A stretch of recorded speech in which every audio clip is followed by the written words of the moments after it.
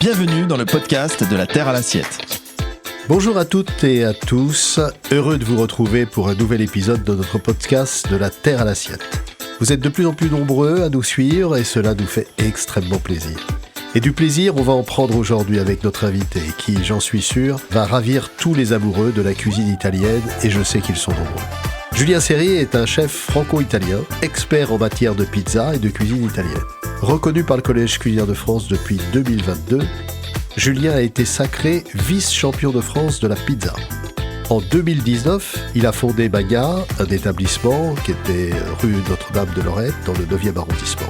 En 2023, Julien Serrier a lancé Bacciato, un concept de street food italienne centré sur les panini et focaccia personnalisables. Comment fait-on pour être au four, à pizza et au moulin ? Quelle est la vision de son métier et la vision de son engagement pour le bien manger ? Et surtout, quelle équipe soutient-il lors des matchs France-Italie ?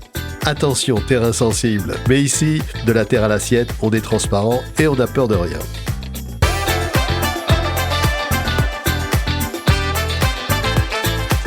Une émission présentée par Christian Rogoubi.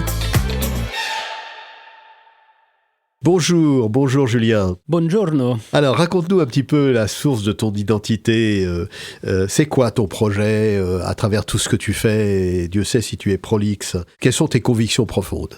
Moi, ce qui me plaît dans mon métier et dans mon quotidien, en fait, c'est surtout la transmission. Alors, je le retrouve avec le collège sur les rapports que j'ai avec les producteurs, mais aussi avec les clients. J'aime quand les clients sortent d'une expérience culinaire en ayant appris quelque chose. D'accord, donc cette notion de transmission, de transmettre ta passion en fait. Ouais, et puis ma passion, et puis surtout la transmission du bon, du bien, parce que le bon va avec le bien.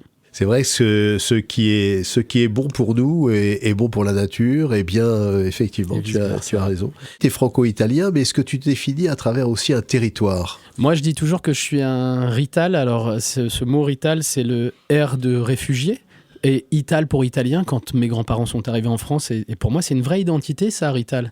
C'est-à-dire qu'une de mes recettes préférées, ça va être la carbonara au Cantal, par exemple. Je trouve ça très cool de mixer les deux cultures. Et aujourd'hui, est-ce qu'on peut encore être identitaire ? On est dans une société où on est tous dans une mixité totale, en fait. Et alors, c'est quoi, justement, l'identité aujourd'hui dans une société de mixité totale ? Et c'est quoi l'identité quand on pratique le métier que tu pratiques ? Si je dois m'identifier, me mettre dans une case, pour moi, c'est du bien, en fait. C'est l'identité du bien, du bon, et c'est ce qui fait qu'aujourd'hui, même d'un point de vue entrepreneurial, on fait certaines choses et d'autres qu'on se refuse à faire. En fait, c'est des choix au quotidien, c'est des concessions. Des fois, on passe à côté de choses, mais on gagne d'autres richesses. C'est une vision de relation, en fait, par rapport aux autres, par rapport à ta cuisine, par rapport à la nature, par rapport aux produits. C'est l'humain qui m'intéresse, moi. C'est l'humain qui t'intéresse, dans une relation, justement. Et quel type de relation avec l'humain ? Moi, c'est toujours cet échange. Et alors, j'aime pas ce mot-là parce que ça marche pour les enfants, mais c'est l'éducation, en fait. Ouais. Et je pense que il n'y a pas d'âge pour s'éduquer, pour éduquer aussi. Mais c'est vraiment ce qui me plaît. C'est-à-dire que quand les clients venaient, par exemple, chez Magna ou chez Bacciato, mon plaisir, c'était de leur faire découvrir des produits en prenant des chemins de traverse. Par exemple, on avait une focaccia qui était garnie d'une culata, donc un culatello, mais cuit. Et en fait, la plupart des clients ne savaient pas ce que c'était que le culatello. Donc du coup, moi, avec ce produit qui était un culatello différent, ça me permettait de faire la lumière sur le vrai culatello. Et voilà, j'aime prendre des chemins de traverse pour pouvoir éduquer mes clients. C'est fondamental ce que tu dis parce que ce qui montre d'ailleurs que la nourriture mène à tout et est présente partout dans l'éducation, dans la culture, dans la santé, dans tous les domaines. C'est quand même fascinant.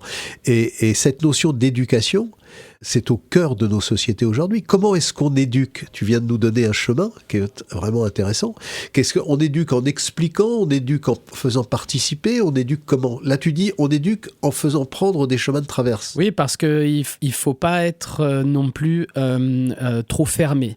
C'est-à-dire que, par exemple, chez Magna, on a pris le chemin de la street food, alors que ce n'était pas du tout ma spécialité avant, parce que ça me permettait d'aller toucher une cible qui était différente. C'est-à-dire que chez Mania, j'avais quand même des jeunes qui étaient il y avait beaucoup de jeunes qui venaient de banlieue, d'autres qui venaient de banlieue un peu plus chic, et ils se retrouvaient là et ils mangeaient tous de la pizza à la truffe, de la pizza à 4 fromages. Enfin, ceux qui n'avaient pas l'habitude de manger de la truffe mangeaient de la truffe chez moi, donc je leur ouvrais des portes, et ceux qui avaient pas l'habitude de manger avec les doigts, on va dire ça comme ça, d'être un peu plus street, ils se retrouvaient chez moi et ils avaient l'occasion de pouvoir être street dans un...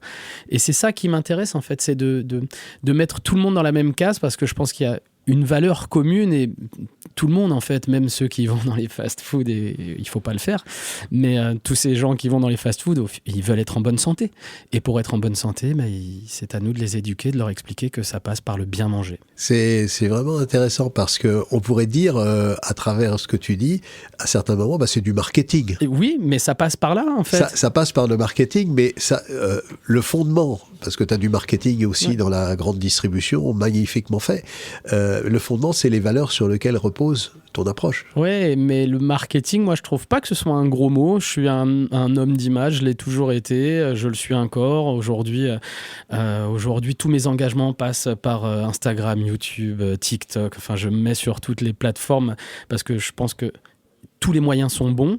Et puis si on parle de grande surface, j'ai pas de honte à dire. Je fais pas mes courses, voilà. Mais c'est pas ça le truc. C'est de dire que la plupart des gens vont faire les courses en grande surface. Donc il faut qu'on s'intéresse à ce que font ces gens-là pour qu'on puisse aller les chercher sur leur terrain. Par exemple, quand je fais un consulting où on va refaire une carte, si on doit faire un dessert, il peut m'arriver d'aller à la supérette ou voilà, et puis de dire regardons les arômes yaourt en fait. Et si je vois qu'il y a, je sais pas, c'est bête, mais poire chocolat c'est un basique, je vais dire ça veut dire que ça plaît au grand public. Donc c'est une première piste, une première approche. Il faut aller les chercher sur ce qui plaise. Si on leur fait quelque chose de trop différent, on reste entre nous et ça me plaît pas ça. Mais à partir de quelle valeur ? Parce que tu fais passer, tu peux faire de la poire cassis à ta sauce, à toi, qui peut être équivalente à ce que fait la grande distribution. Donc le produit, quelle valeur, le marketing, tu as tout à fait raison, est un moyen. Pourquoi ne pas l'utiliser ? Simplement, quelle valeur il véhicule, c'est pour faire quoi ? En fait, ce que je dis toujours, c'est qu'il faut toujours reprendre le pire et le faire en mieux. Par exemple, on le voit beaucoup sur la pizza, on le voit beaucoup sur le burger, dans la street food, et c'est pour ça que j'ai pris ce chemin. Mais quand on voit ce que fait le clown américain, pourquoi pas retravailler ce que fait le clown américain, mais avec un bon pain, des bonnes farines, des bonnes viandes, d'accord. Et d'aller chercher des belles valeurs, mais d'aller sur un terrain où moi, ce qui m'intéresse, c'est d'aller chercher tous ces jeunes qui vont manger chez ce clown, en fait. Bien sûr. Et de leur montrer qu'il y a d'autres choses. Donc c'est vraiment le fondement. C'est une façon de l'éduquer, de les éduquer. Oui, et puis surtout de pas se les mettre à dos, parce que ça peut aussi être clivant de se trouver face à quelqu'un qui est hyper fermé en disant non, la qualité c'est ça, et puis en face on peut avoir des gens qui se disent j'ai pas les moyens, c'est pas ma philosophie, et puis au final ils oseront pas. Il faut oser, en fait, il faut y aller. L'injonction n'est jamais bonne. C'est ça. Faut attirer, Je te propose de passer une première rubrique. Toc toc, qui est là ?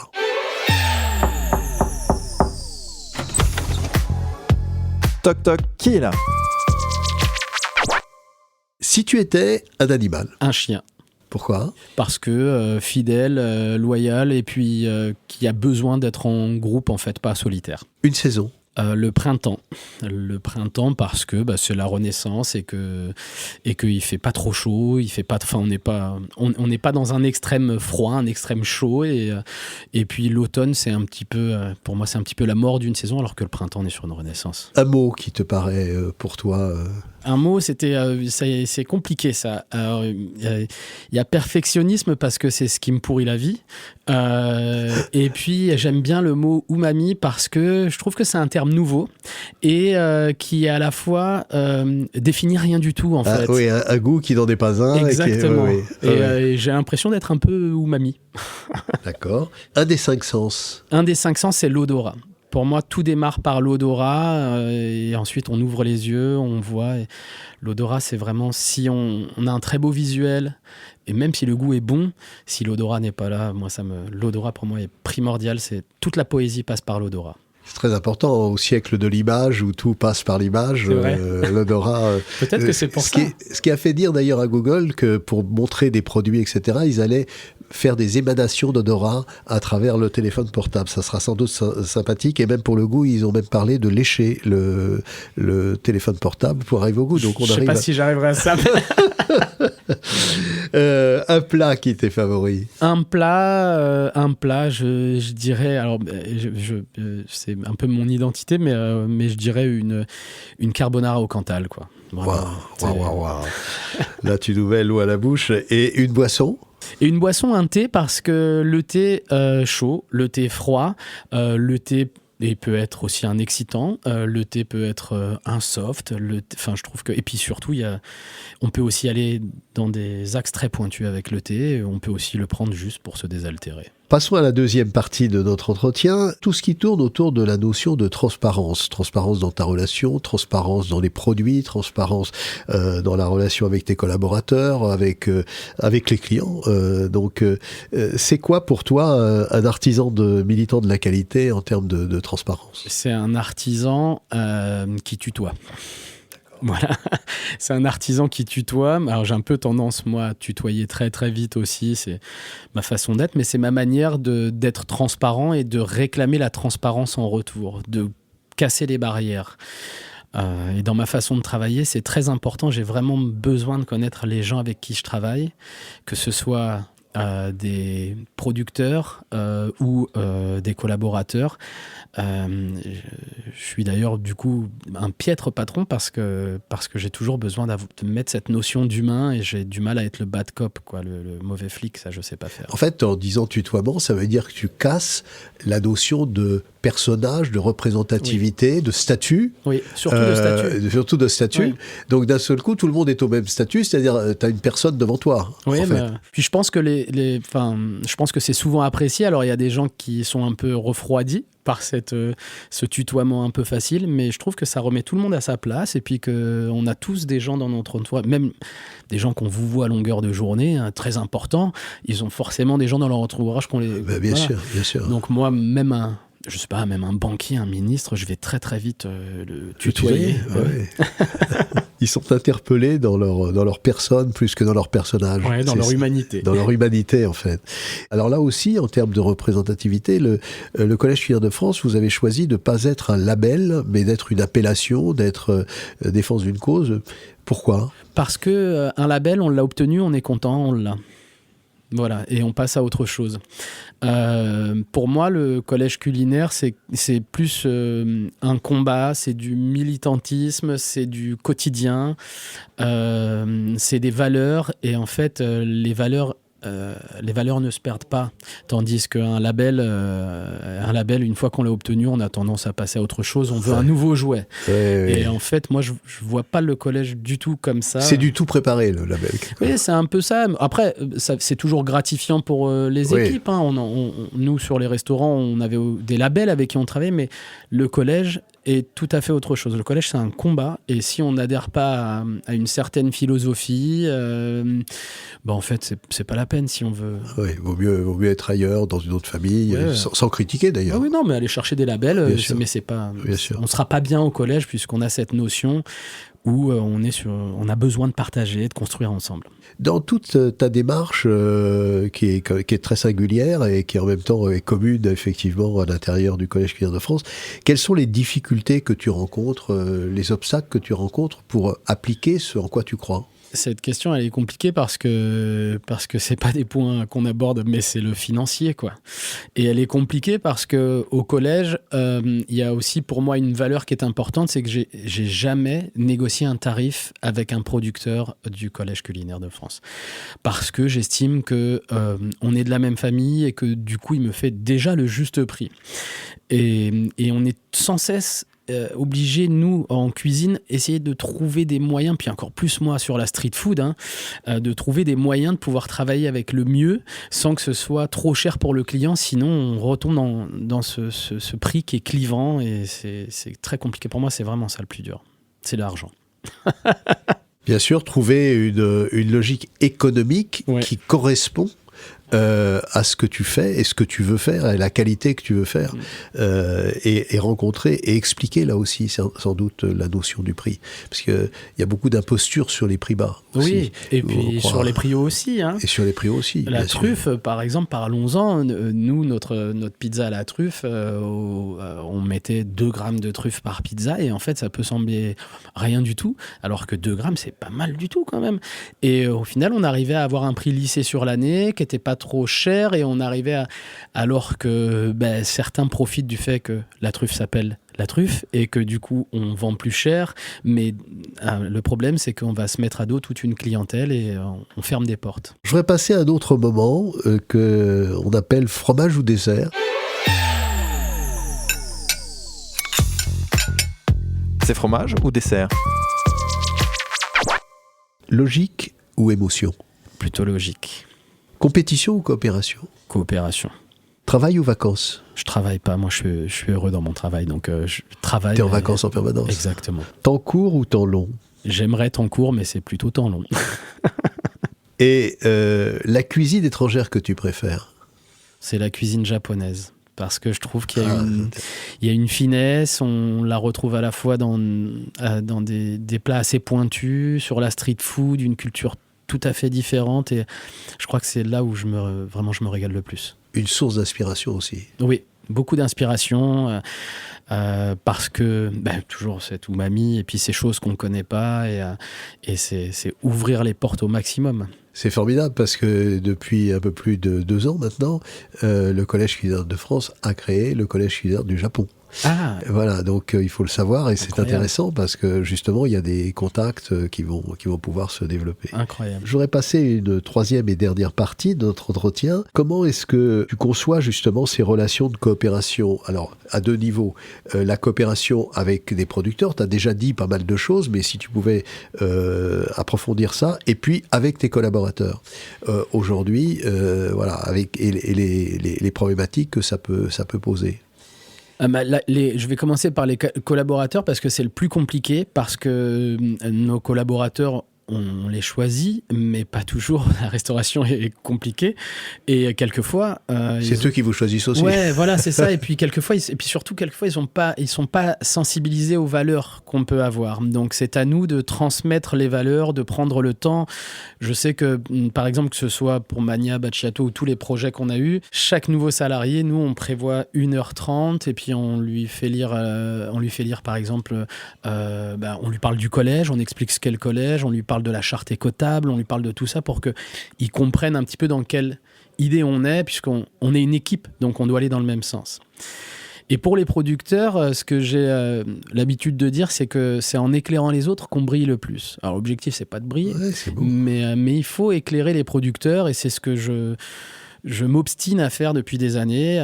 Chez Mania, on avait un mur qu'on appelait The Wall of Fame. Donc dans les pizzerias kitsch, il y a toujours la célébrité avec le pizzaiolo. Et là, j'ai fait la même chose mais avec mes producteurs. Et puis tous les projets qu'il y a à côté, sur les réseaux sociaux, donc sur YouTube, mon projet De la fourche à la fourchette, celui-ci, voilà, où je me rends chez des producteurs. On a fait 8 épisodes, je crois qu'on a 7 collégiens quand même. Je passe 24 heures avec eux et je les mets en avant. Ça dure 52 minutes, et puis je montre leur quotidien, je plante ma tente dans leur jardin, et l'idée c'est de les mettre en avant, de montrer ce qu'ils sont, et parce que nos producteurs sont jamais mis en lumière, ils ont des grandes frustrations avec ça. Et pour nous, cuisinier, c'est facile, on est en bout de chaîne. Mais bon, c'est eux les vrais stars. Sans eux, on peut rien faire. Bien sûr. Qu'est-ce que tu ressens au niveau des nouvelles générations qui montent aujourd'hui, et qu'est-ce que tu ressens par rapport à ce que tu as connu toi? J'essaie pas de les comprendre, j'essaie plutôt de les rattraper et de m'adapter à eux. D'accord. Et j'essaie toujours d'être le moins vieux jeu possible, parce qu'il n'y a pas le choix, c'est comme ça. En fait, il faut pas chercher à changer la vision des jeunes. Les jeunes, ils ont leur vision qui correspond à leur état d'esprit, qui correspond un état sociétal. Qu'est-ce qu'ils peuvent t'apporter ? Qu'est-ce que tu peux leur apporter ? Qu'est-ce qu'ils peuvent m'apporter ? Mais beaucoup d'ouverture d'esprit, parce que je trouve que les jeunes générations sont beaucoup plus ouvertes que nous, parce qu'ils ont plus accès à beaucoup de choses. Et puis moi, qu'est-ce que je peux leur apporter ? C'est, j'allais dire un peu de tradition, mais je dis toujours que l'innovation n'exclut pas la connaissance de la tradition. Et que ce soit pour de la musique ou pour de la nourriture, c'est pareil. Je veux dire, qu'ils écoutent des groupes, pourquoi pas, mais il faut quand même connaître ses bases et tout connaître, en fait. C'est important. Tu as dit tout à l'heure beaucoup de choses justement sur les clients, les éduquer, leur faire comprendre, etc. Tu sais qu'on a cette association Manger Citoyen qui est à côté du Collège Culinary de France et qui a cette vocation-là. Donc, il y a déjà plus de 2500 membres qui sont inscrits. Donc, il y a vraiment une synergie avec ce que vous faites au Collège Culinary de France. Et ça, c'est très bien avec le mode d'approche que tu peux avoir. J'aimerais parler d'un dernier instant. C'est l'ouverture du pot de moutarde. La moutarde me monte au nez. La moutarde qui te monte au nez, ton coup de gueule, c'est quoi ? En fait, il y en a deux, un actuel et un permanent. L'actuel, c'est tout le... C'est les agriculteurs, en fait, le soutien aux agriculteurs que je peux leur porter, alors avec plein de projets, avec les de la fourche à la fourchette, avec tout, même dans le travail, en les mettant en avant. Et il m'arrive quelquefois d'entendre des gens qui soutiennent pas les agriculteurs et qui ont un peu ce discours de « ils l'ont bien cherché ». En fait, il ne faut pas parler comme ça, et c'est ça qui m'énerve, en fait. Ce qui m'énerve, c'est les gens qui ont cette vision-là, parce que les agriculteurs ont probablement fait des erreurs à un moment, un instant donné, mais c'est parce que c'est ce qu'on leur a transmis, c'est ce qu'on leur a expliqué. Et aujourd'hui, voilà.